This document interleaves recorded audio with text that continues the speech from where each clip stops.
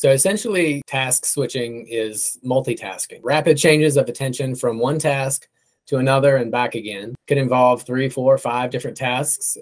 People sometimes often fool themselves to think that multitasking or task switching is productive because the switches occur very rapidly. But the act of this busyness may feel productive, but at the end of the day, often leaves you feeling exhausted without much progress to show for your mental effort. Every change of focus requires cognitive energy, or a switch cost, if you will, for your cognitive system to reorient itself to the new task.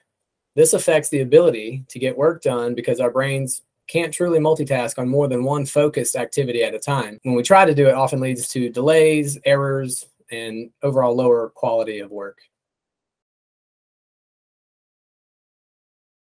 So task switching is especially difficult for people with ADHD because executive functions are already challenged due to imbalances of certain neurotransmitters in key areas of the brain. ADHD people end up burning more cognitive energy moving through the normal activities of their lives. So frequent changes of task or focus use increased amounts of energy from an already limited supply. According to Dr. Russell Barkley, the core ADHD problem is one of self-control and self-regulation, which can result in psychological processes that are underdeveloped in ADHD adults. This contributes to challenges with stopping and starting tasks, such as making decisions about priorities, preparing and initiating to work, using internalized speech to guide your behavior and actions, managing how you internalize and externalize emotions, and persisting in the face of challenges.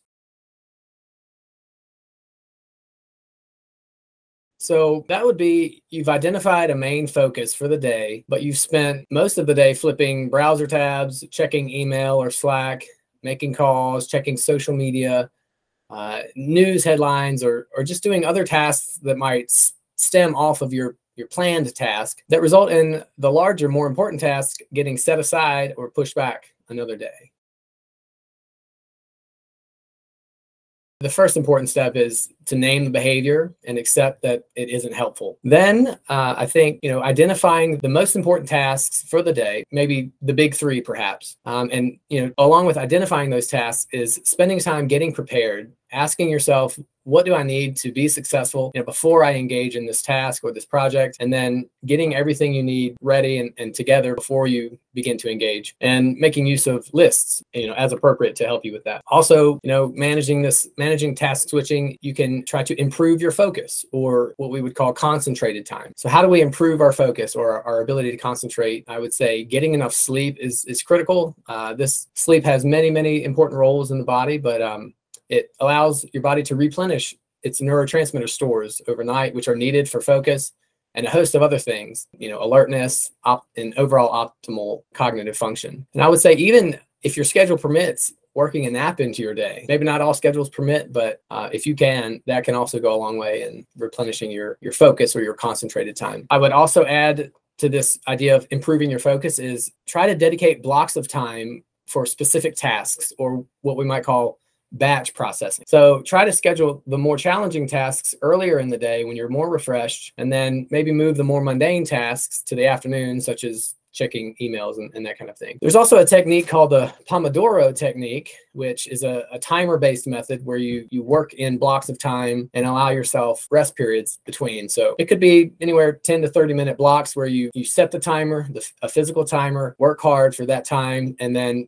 take a 5-minute break. And repeat that cycle 4 times, and then after the 4th cycle, allow yourself a bit of a longer break, maybe a 15 to 30-minute break. And then also just an easy thing to do is to work in a well-lit room, ideally natural light. That can help improve your overall focus. So another thing that we can try to work towards is to work to sustain our focus, which is similar to what I just spoke about, but not trying to spend excessive amounts of mental energy remembering tasks or other to-dos in our head, right? So there's the idea of a brain dump, which is where we write things down on paper, get the ideas on a notepad beside us so that we know we can come back to it, and we're not trying to juggle a bunch of things in our head at once. Another thing that may help sustain focus is stretching, or just simply moving your body. The more fancy word would be proprioception. And this mechanical input gives signals to our brain that can improve attention and focus. So I would say schedule brain breaks for yourself to stretch or take a quick 5 to 10-minute walk, and then come back to your task. You can also, when you're doing that walk, work in some deep breathing. That would serve to hyperoxygenate your body and allow more oxygen to get up to your brain to improve your focus. Another helpful thing to do to help sustain focus is to pause notifications, right? We live in a very digital world. There's always 100 things trying to get our attention. So if you really need to drill down on something, pause your notifications so that you're not tempted to check everything that pops up. A couple other things I would say, how can ADHDers manage task switching, is to include a buffer time when possible between your tasks. You may want to set an alarm 10 to 15 minutes before an upcoming task to ensure that you aren't slamming things together, and just pushing yourself too hard. So that ultimately leaves you less prepared for the upcoming tasks that you have, maybe even rushed or running late. And then lastly, I would say just practice. Practice makes perfect with these things. Practicing mindfulness, practicing intentional conversation to train your brain to focus on one thing at a time. One thing that ADHD people often struggle with is being really focused in conversation. So that's just one little step. If you can start to train your brain to focus just on that one conversation in front of you, that may carry over into other tasks as well. And then I would say something else that can be helpful is to just completely get off the grid sometimes, or unplug. Sometimes being disconnected from all the requirements on us actually can help train our brain to focus on more of a single task at one time.